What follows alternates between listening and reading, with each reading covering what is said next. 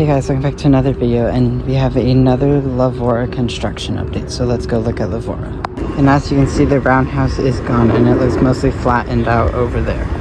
So as you can see, they're taking out all the old columns for supports and stuff. Now let's go inside the park. This area definitely looks much different.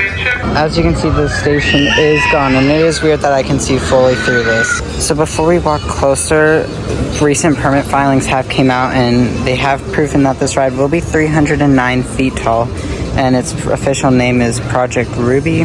And I will keep you guys updated, and work should be starting within a month. This is definitely crazy to see. It's crazy to see that you can see all the way through to Titan. But this area is definitely about to look much different. Now let's go to the other side. As you can see, all that's been happening is land clearing, and they've not done much else with El Diablo. El Diablo's pretty much stayed the same through this entire process. But as you can see, Vibora is officially gone, and it does look like they're starting to flatten the ground. So as you can see, we're now on top of the oil derrick, and this is definitely crazy to see. I'm really excited for this dive coaster though, but this is definitely something the nurse students to be looking at. Thank you guys so much for watching this Vibora deconstruction update. I will be posting these as often as I possibly can, and I will make sure I keep you guys updated on this new dive coaster. Have a great rest of your day, and bye.